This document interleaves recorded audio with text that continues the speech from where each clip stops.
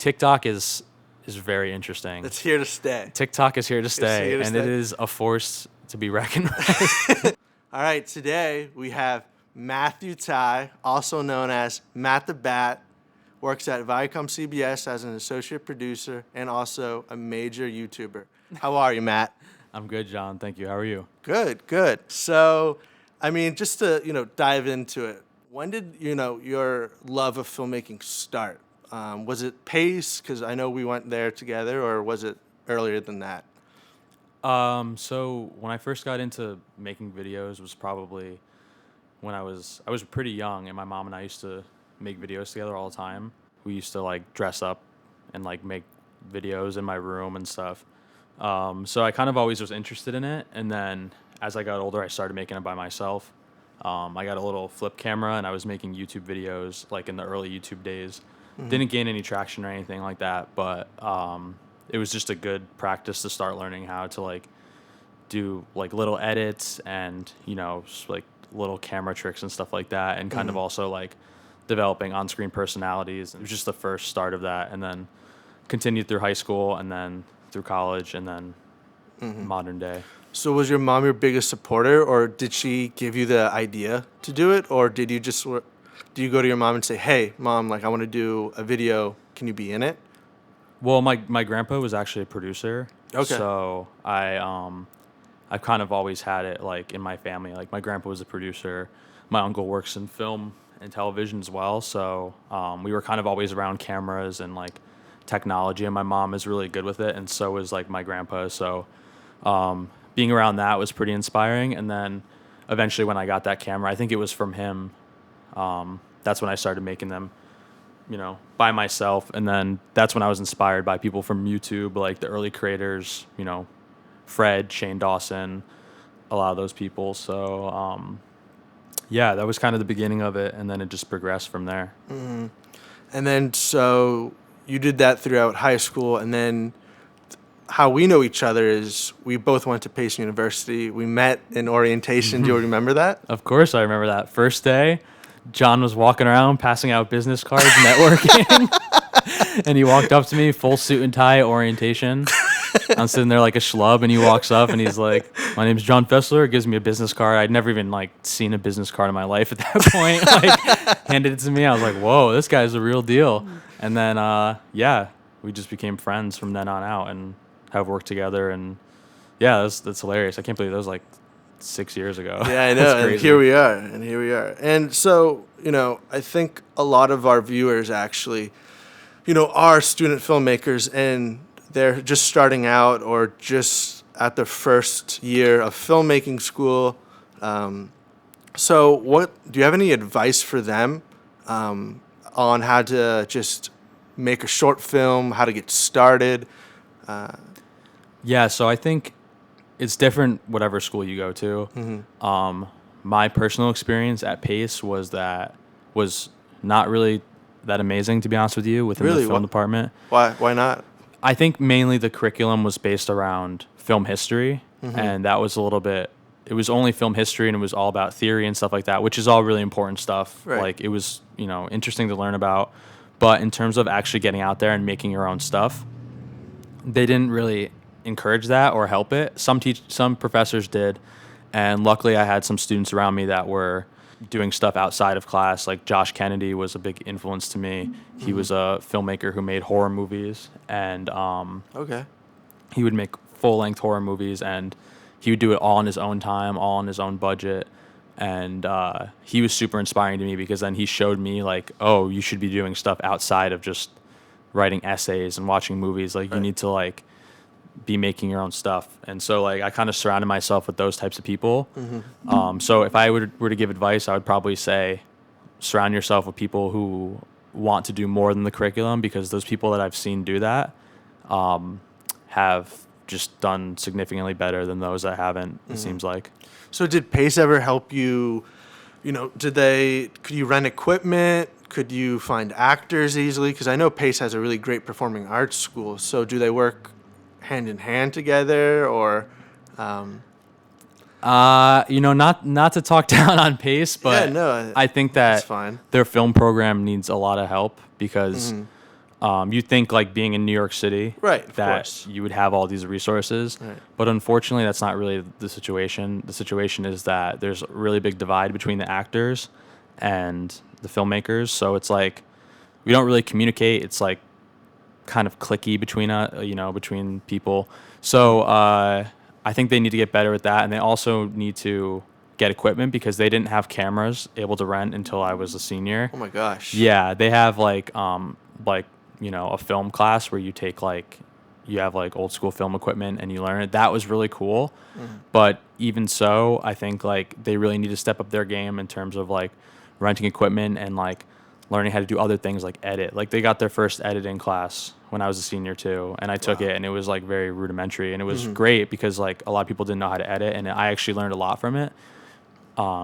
Even knowing how to edit already, but I think like they really need to like put more stepping stones in place for people to like learn from the bottom up because a lot of people who went to school there hadn't made things before. Right. They were just interested in it. Right. Would you say filmmakers are competitive? Like at Pace, did you find it was really competitive with each other, or was it more collaborative? It depends on the school, you would say. Yeah, I think it depends on the school. I think schools like NYU, who they're like known to have a good film program, and Emerson, those schools would be a bit more collaborative and maybe it's more competitive over there. For Pace, as I said, like it really felt like most of the people there were just kind of doing the schoolwork and not doing anything else.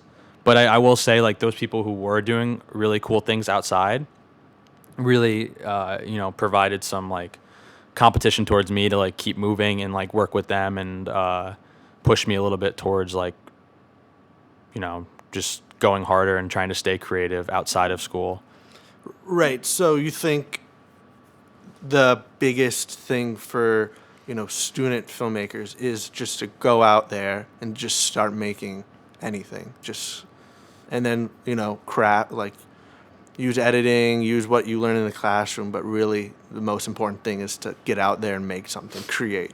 Right? Would you Right. say, would you agree with that? Yeah, definitely. I mean, I don't think that what school you go to matters for film at all. Like, I've seen kids come out of Ivy League schools, and work in the same position that I do, or I've seen people come out of community colleges and be the best filmmakers. I've seen people who don't even go to school, and they're some of the most amazing filmmakers. Like my friend Jacob, for example, he went to school for a little bit, wasn't his thing, dropped out, saved a bunch of money, and has just been practicing and doing freelance work since. Like, I think that in a way, if I had known that before college, I might have not gone. Right. But I think like it is good to have that college experience, but I don't think it's necessary. So that's actually a good point. So do you think, let's say they do want to be or thinking about film school, would you suggest like, hey, just go out, get a part-time job and, save up and then just create something? Or would you say that film school is a necessity? Hey, you need this, you get to, learn a lot and also you get to network with different students and, which one would you say is more important? Or if you had to do it all over again, would you keep it the same way? Or It depends what you want to do, because when you work for a big corporation like I do, you have to have that degree to work there. However, there are so many people who have not gone to film school who have just made incredible films on the side, or maybe dropped out of film school and just kept going and kept making incredible stuff and have gained traction online. Like, I think that the idea that you have to go to school for it is maybe not as relevant as it used to be, because in this day and age, social media is just so important. And when you're able to like put out your stuff whenever you want and gain traction that way, there's bigger possibilities for things like brand deals or right. Collaborations, and that can just like make your career skyrocket instantly, and you can make a lot of money Right. from that, and then also have no college debt. So I think like it depends on what you want to do. If you want to work like a corporate 9 to 5, you pretty much have to go. But you don't have to spend $1 million. You can go to community college, you can do whatever and just get your degree. Or like a state school. You don't have to move to a city like we did. Right, and spend $1 million in That's school. true. But it was fun. New York is a lot of fun. I think we had some great times together over the years, especially in New York and when we moved out to Brooklyn. So I think Definitely. that's the next thing I actually want to talk about. What led you up to Viacom, CBS now? Internships? Was it just through networking? How did you get there? So when I was a freshman in college, I made kind of like a 4-year plan for myself. And I always knew that I wanted to work in children's animation. Been a big fan of Nickelodeon and, everything else. So I kind of always knew that's where I wanted to end up. But I had to make a plan to get there. So just knowing kind of how New York is, you have to kind of do some terrible internships for a while that are unpaid. Right. That's just the nature of New York and the nature of the industry. But I know I had to do that for a while and kind of like get my experience, get my resume going. So I did that, worked in coffee shops, restaurants, everything, the whole time, and worked all the way through college. And then eventually I was able to work doing some special events for Nickelodeon, the Halo Awards and Comic-Con. And through that, I was able to connect with people. And, I was like networking with Viacom like for years before Right, that. of Like course. following up with recruiters, like, emailing everybody I could to kind of like get my name out there. And then eventually, when it went through, I got an internship there my last semester of senior year. And then I got hired like a couple weeks before graduation. So I actually was really lucky because I didn't have to apply to any job. I just stayed on. Okay, And then I've been nice. there ever since. All right. So. So you got hired at Viacom, for Nickelodeon. You were thrilled, and you started out as a production assistant, right? Could you talk a little about what it's like to be a PA and like what kind of your responsibilities were? Yeah, definitely. So I started off as a PA, and I was a PA on the BMX pod, which is brand movies and cross promotion. So it's within the marketing department of Nickelodeon, which is all based in New York. And we do everything from the big brand campaigns, which are like, we just like launched a big summer campaign that I was on, and like that's using all the properties that we work with and kind of intertwining them with graphics to kind of like build brand awareness through Nickelodeon. And so we do that with every like seasonal thing. Was like we're doing fall right now, and we're going to be doing winter. And on top of that, we do all the trailers and promotions for new shows.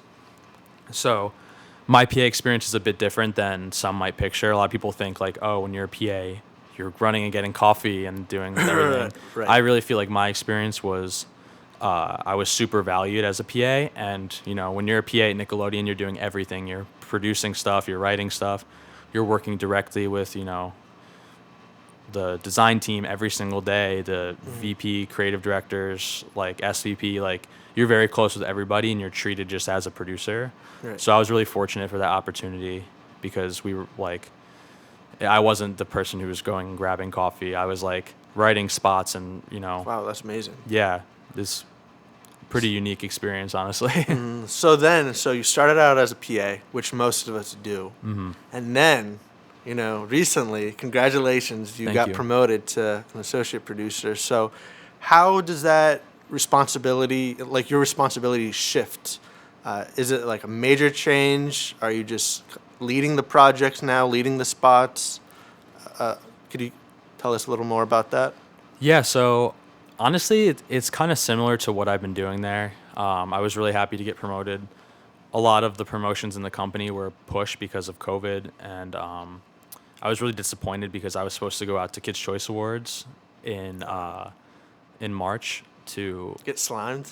get slime. We were working with a lot of like cool artists. Like we were gonna be like filming Justin Bieber on the orange carpet and stuff like Oh, that, wow. and like I was gonna be there for all of that, and I was really excited. So dealing with quarantine has been kind of rough, but like Right. now that I've been promoted, it's been really nice, and I feel like I'm fully adapted to working from home.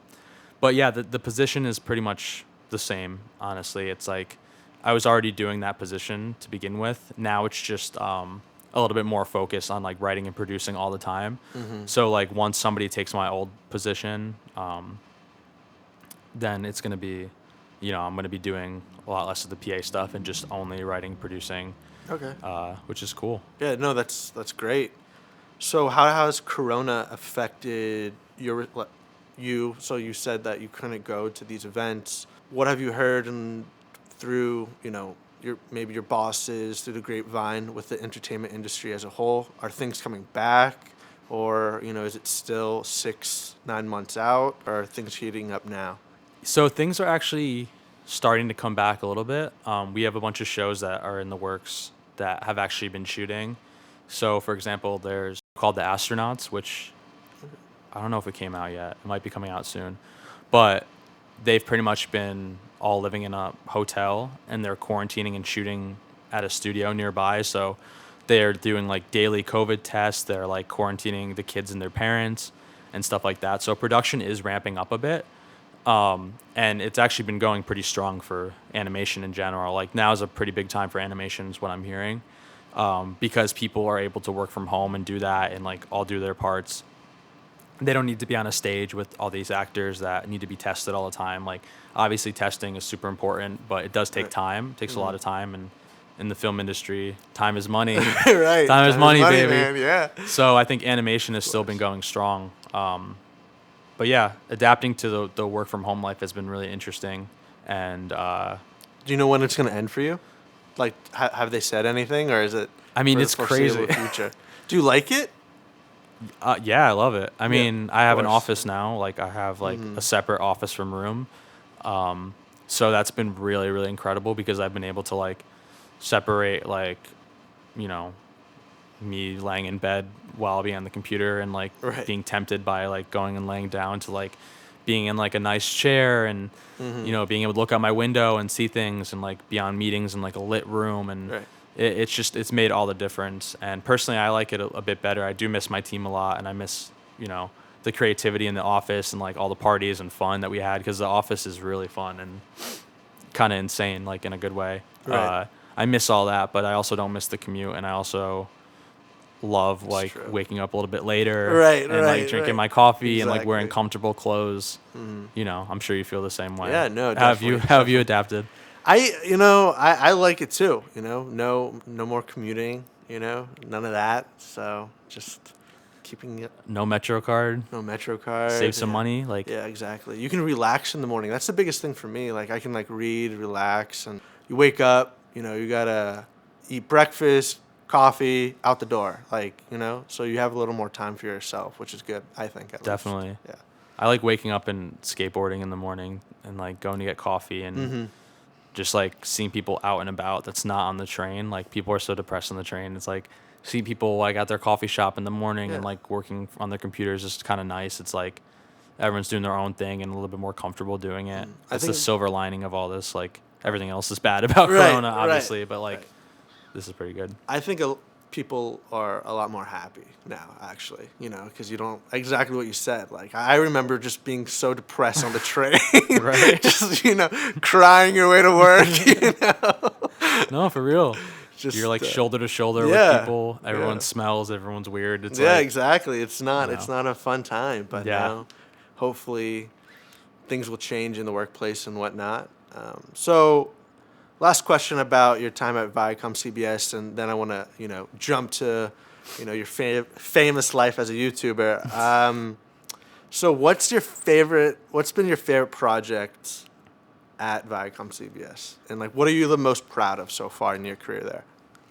My favorite project I've worked on at Viacom CBS. That's a good question. I really liked Are You Afraid of the Dark, which was a 3-part movie thing that we put out last Halloween. We worked on it from like I want to say May to Halloween, and that was pretty cool. It was pretty incredible. Being behind the scenes of like all the stuff that was going on and thinking of ideas for shoots. My team went out to Canada, which was pretty cool to shoot it. I unfortunately didn't go. Did you want to go? Did you want to go to Of course I want to go. Yeah. Yeah, I want to go anywhere. To awesome. travel on the company dime is like a Dime dream is of the mine. best, That's why I was so right? pumped about Kids Choice Awards, and then, but that was really cool. Kids Choice Awards was really awesome because I was like writing and producing a lot of pieces like for TV and for like all the social media. So that was like really fun and like making these content for celebrities that I like love, and also like I grew up watching the Kids Choice Awards every single year. Like it always came on my birthday, so I would be watching it every year with all my friends. So like the fact that I was going there was like one of the craziest things to me, because I was like, this like literally a dream come true. Like there's no other way to describe it, you know? Right. No, that sounds amazing. Yeah. So those were probably my favorite campaigns that I've worked on. Awesome. Yeah.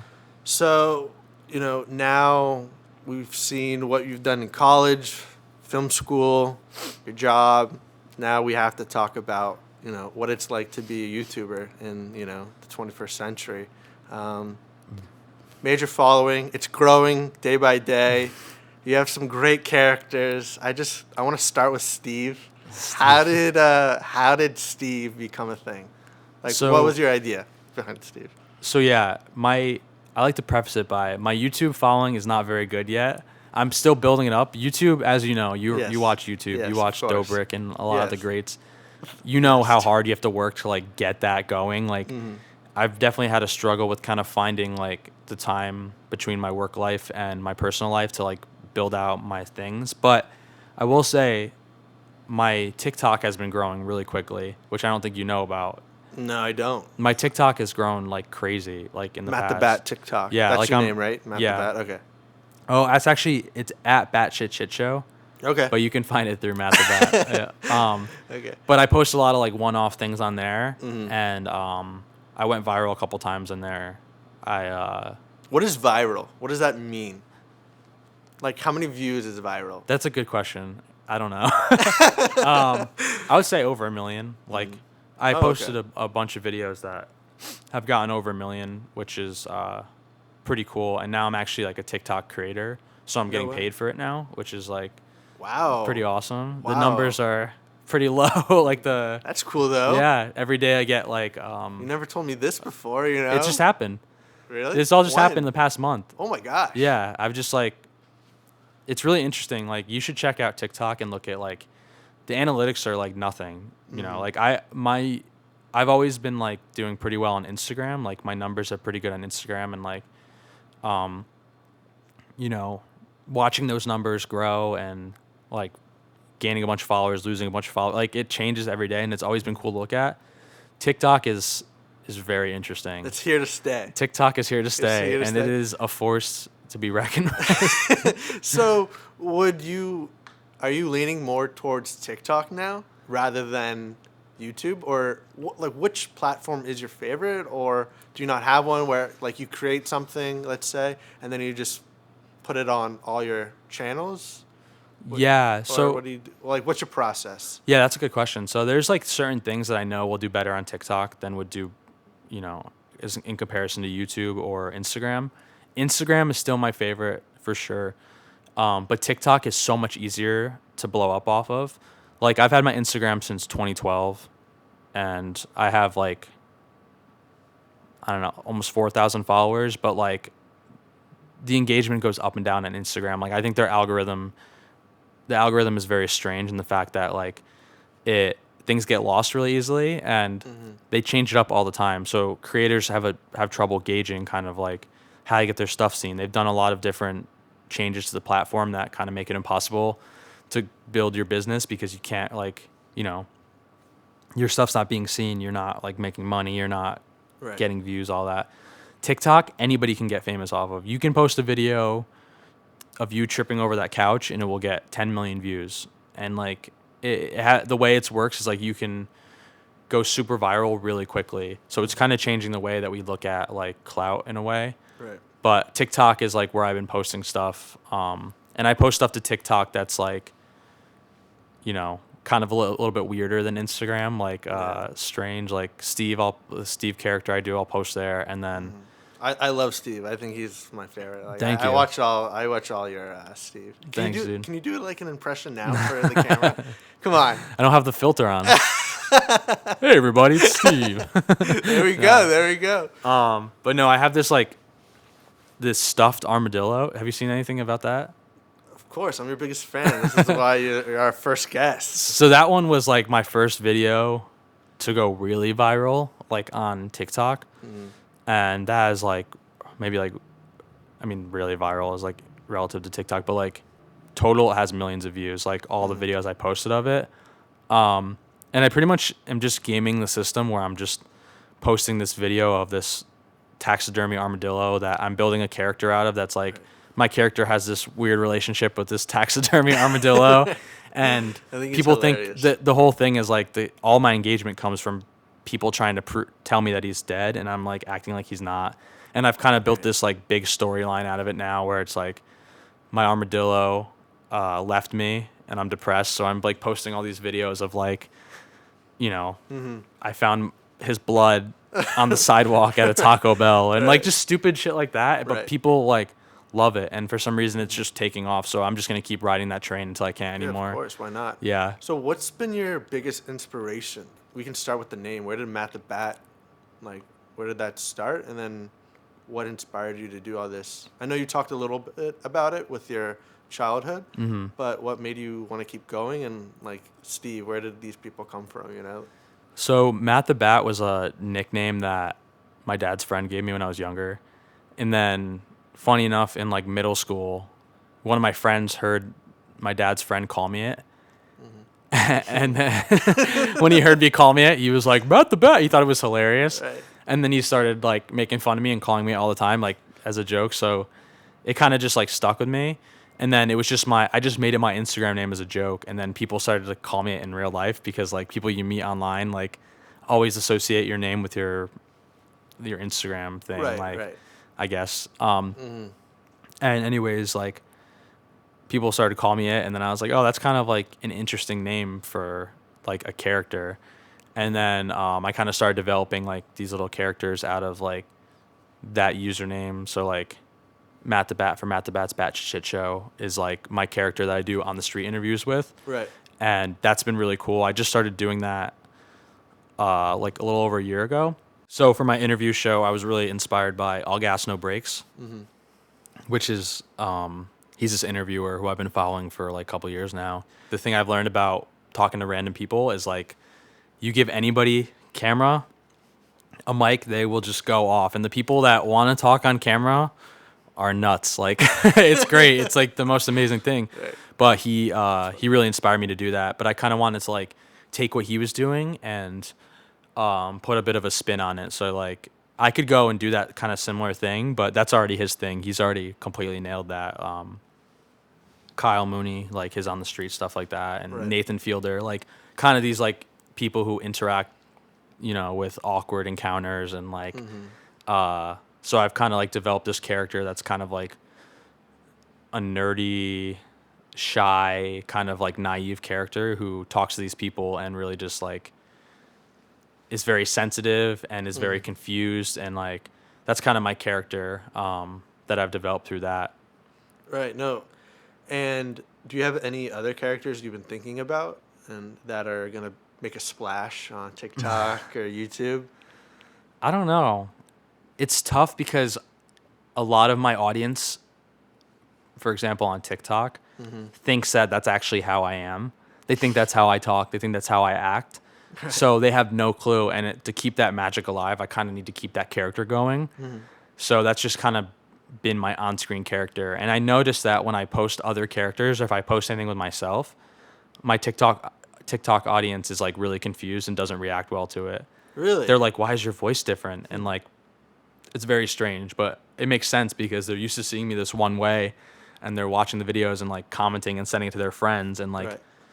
believing me that I'm, hanging out with an armadillo and I'm interviewing people on the street as this weird guy, but like Right. They it's don't not. understand. They don't understand that I'm not like that. Right. Until they like dive deeper into my stuff, which is kind of also like why I do it, because like I want them to like look at my stuff and see that I'm acting, because so far I've tricked like millions of people into believing Yeah. that's actually how I am. So it's interesting to me that, and how social media is in general, right? Is how you can blow up on TikTok, but that doesn't really translate into your other social media, right? Like Definitely. Or have you seen like a little bit of a bump in like your YouTube, Instagram from TikTok, or has it just stayed on TikTok? YouTube, not too much. YouTube is really hard to grow for me. Like, it's so difficult. Like gaining subscribers. I mean, I have like less than 200 subscribers. Like and I have over 20,000 followers on TikTok. So it's like, it shows like people care, but like not that much. For people who, like blow up really big on TikTok, like Charlie D'Amelio, she's like the biggest TikToker. She's like 15. She blew up everywhere else because of that. Like now she's a YouTuber. Now her and her sister do like some music, and like now she does all this stuff. So like for certain people it works. For me, it hasn't translated too much. I do get a good amount of messages on Instagram though, from like I have like like I don't answer them right, but like a lot of people have messaged me about like the armadillo and What's the other craziest message you've ever gotten? the craziest message. Yeah, like the weirdest.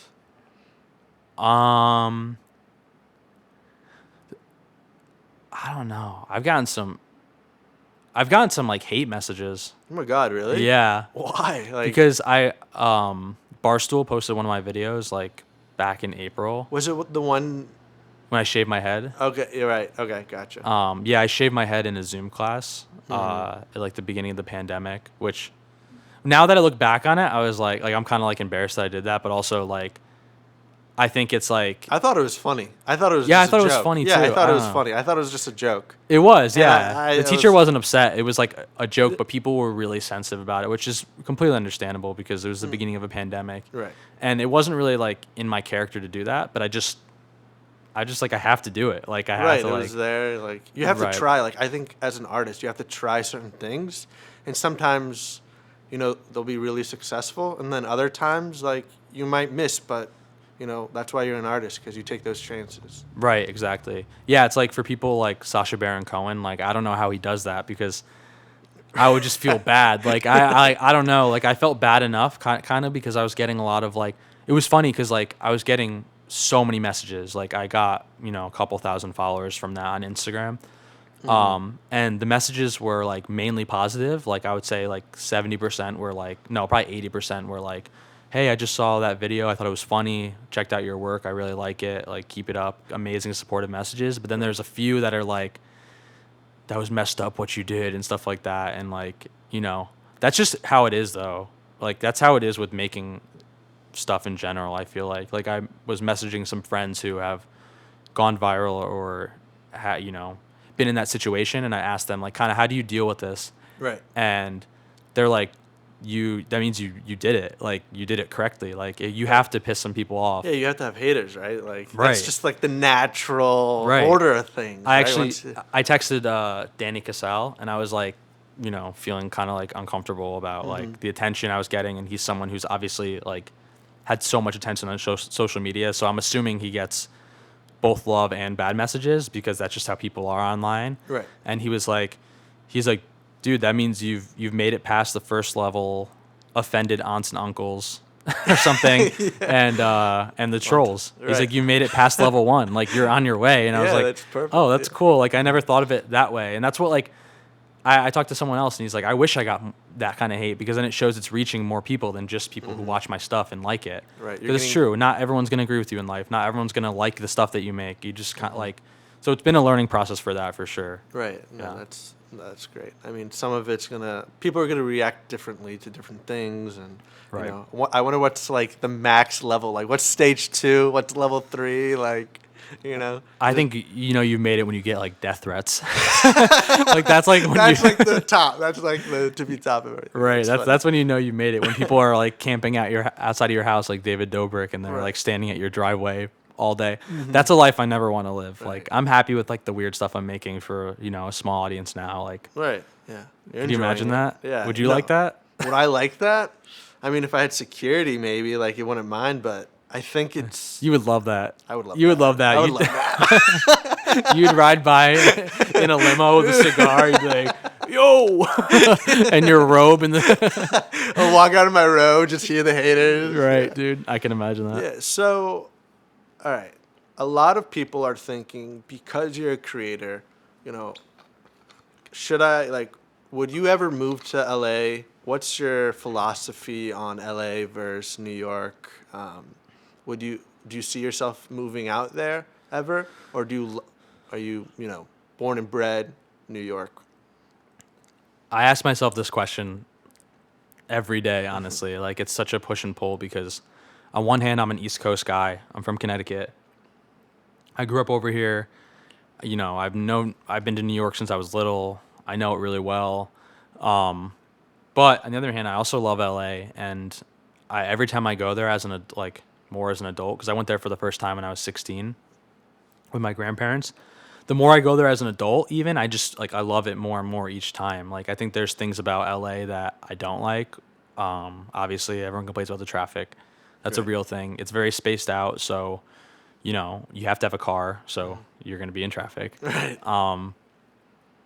And you know there's the idea that LA is pretty superficial, and I can agree with that to some degree. But I also like New York's no walk in the park either. You know what I mean? Like the New York attitude is crazy. Like dealing with people here is crazy too. So I kind of like try to not let those things Right.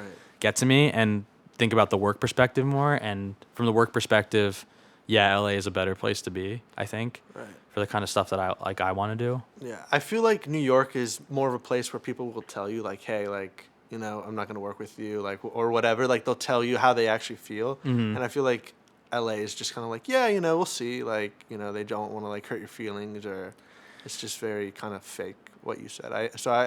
I agree with you in a sense. And I've Yeah, heard that from other people too.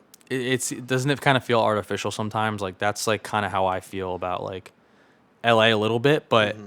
I also like I think there's so much to love about it. Like the networking there is crazy. Right. You Like know, where Hollywood is and everything. And when I was yeah, working at HBO, somebody came from LA to New York, and that's what they said too. They were same like, thing. I just had to like get out of LA because everyone's just kind of superficial and playing like the rat race and Yeah, it's a everything. little oversaturated too. Just Right. like so many creators and stuff. But like I don't know. I'm gonna be there in 2 weeks, so I'm gonna be like hopefully safely doing some networking with people Hmm. and getting a feel for it. You know. Is that for work or is that for pleasure? Oh When yeah, you just for pleasure. I'm going out to hang out with Danny, who you know, right, right. and Danny's an interesting like example of kind of like all these things we've been talking about, where he was a film student, dropped Hmm. out when he went viral, and then has just made an insanely successful career and brand and like literally like a universe out of his Right. art. And like he's a great example of like someone who kind of beat the odds and was able to do Hmm. that. And he was able to do that twice because he had a YouTube following when YouTube was first around. Right. Like he's like made a name for himself twice. Like that's like pretty incredible.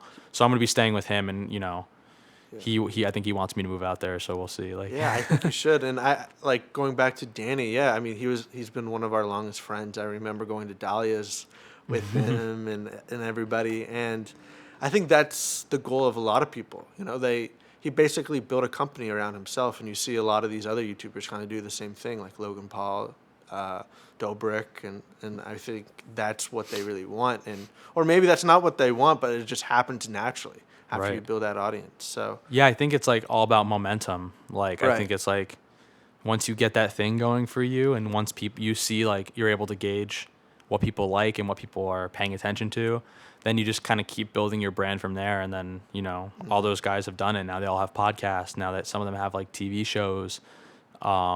So yeah, I think it's like I think with social media anyone could do it. It's just you got to have the right idea at the right time. You Right, know. exactly. And so, what are your plans for the future? Like, what do you hope to focus on? Are you hoping to focus on, you know, YouTube and animation or your characters? Can you tell? I don't know. That's a good question. I'm kind of like taking it day by day. Mm-hmm. I love my job. I love my day job, but it's not something I want to do for the rest of my life. Right, I would rather work for myself of and course. rather build a brand out of the stuff that I like, whether that's like animating or being like on screen interviewing people. Uh, I don't know. I think that's kind of why I'm trying to put my what's the expression? Hand in pots, so many pots. Is Yeah, that- yeah. yeah. No, I know what you mean. Like I'm And there's trying so to many like pots. Yeah. yeah, like trying to spread out all these things that I like because, whatever thing catches, I want to like go forward with it and then be able to do all those things, you know what I mean? Like if I have to make stupid armadillo videos on my TikTok in order to get followers and people looking at my animated stuff, which is like Right. really near and dear to my heart, like that's fine. I'll do that. Like I'll do that, and then someday I'll be able to do it. You know. Yeah, I feel like, and that's, I agree with you 100% because that's kind of how I feel, where it's like while you're young, you should try different things, see what you like, see what you don't like, and, after that, you can build whatever you want after that once you figure out your niche in Right. a sense. Definitely. Yeah, I think like learning stuff every day. I'm actually working on like some clothing designs. Okay. Yeah, for a YouTuber I've been working with. So like that's something that I never thought I would do. And now it's something I'm just brand new learning about. So like that's another place to kind of like put my creativity Right. and, stuff like that. Yeah, I see that a lot actually. I see like YouTubers dropping merch. Like, what's up with that? Is that just kind of like a thing to monetize another revenue stream, or? Well, it depends on the creator, I believe, but I will say for some, it's just because of the fact that YouTube does not pay well. Like YouTube's monetization is kind of screwy, and also their algorithm's kind of screwy. Which Like- like platform would you say you get paid the most on actually? I think Facebook you get paid the most on now. Really? Yeah, Okay. because Facebook is trying to kind of like, I don't know that for a fact, but I think it's Facebook because they're trying to push out their videos, and I think they pay more per view than YouTube does. And their algorithm like pushes things out harder, and like obviously the share function on Facebook is a lot stronger than the share function on YouTube. So I think like that could be the best. But like an example of some like a group that put out merch because they weren't getting paid from YouTube is Nelk Boys. I don't know if you watch them.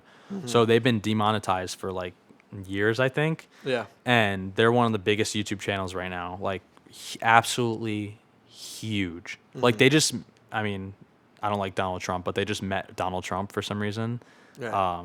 which sucks, but also like is really crazy to gauge just how That's much crazy. power like Yeah, these money and YouTubers power. have. I mean, think about it. Like these people are like so rich and like whatever, but they make all their money on merch. They have a company called Full Send. All their stuff is from merch. They make no money from YouTube, not even a cent, maybe a cent, but that's about it. No, different business models. That's crazy. Definitely. Right. And YouTube tries to like not show their videos. They censor their videos. So like, Really? yeah, like they don't put it, like if you try to search for their new videos, they like, you can only find it if you go to their profile. Like YouTube is very like crazy. And this YouTuber I'm working with, who I'm making the clothing brand with, he's like one of my favorite YouTubers ever. And I've just like, I reached out to him and we became good friends. Now we've just been like making a bunch of stuff together. Right. He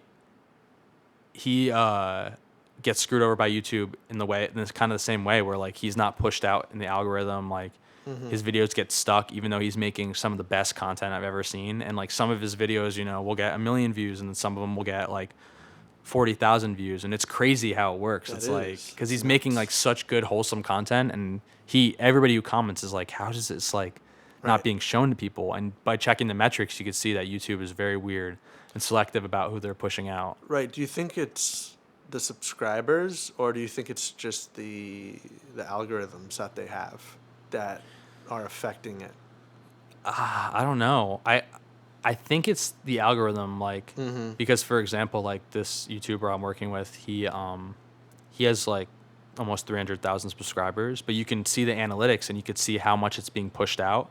Right. And sometimes it only pushes it out to like, this certain amount of people, and that's like, and it's like insanely low. Like that means that your subscribers are not seeing what you post, and that's like kind of a problem, obviously, because that's like a lot of YouTubers' livelihood and stuff like that. So I hope that it gets fixed, or I hope there's like, I don't know. I think YouTube needs to like reinvent itself a little bit, because like really amazing creators are getting pushed to the bottom for no money, and it's kind of crazy. It's kind of sad. Do you think there's, a market or space out there for another social media platform?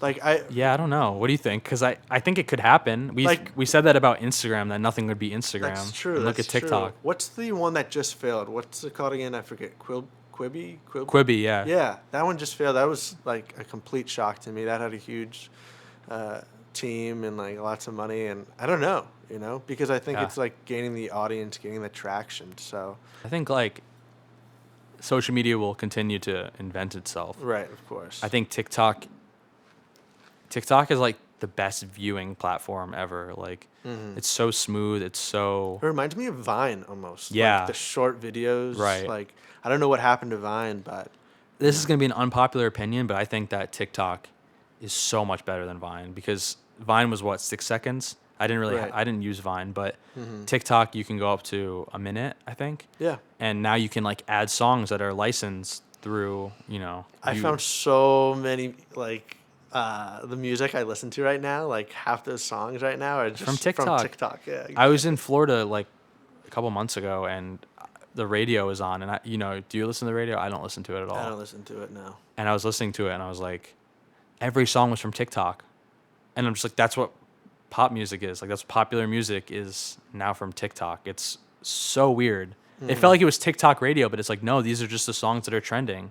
Right. Because they blew up from memes and stuff like that. It's such an interesting place to be. It's great for artists. Really great, because some of these like no-name indie artists are like blowing up from it. It's so weird, right? Yeah, no, it blows my is mind. weird. Yeah, no, definitely, definitely. I have one last question for you, and maybe it's... No, I won't marry you. Damn, really? That's got a little it. nervous All right, early. see you guys later. Would you like to ask? I mean, it's pretty crazy today, actually. Like, I mean, with like the election and everything, we don't have to get political here or anything, but I'll get political. Let's do it. no, but I think it's crazy. I was just walking over here and I heard like, people yelling, screaming. I don't want to forget it. So when I look back on this, I want to like remember that. I think it's a crazy day, I mean, this is a crazy moment in history. We literally walked into the studio as Joe Biden was elected president. Yeah, I just left my house. I should have wore a blue shirt, You should have. Yeah, I should have. And I was just like, You look like you're protesting the results. Exactly. You're demanding a recount. I'm not. You're demanding a recount in Georgia.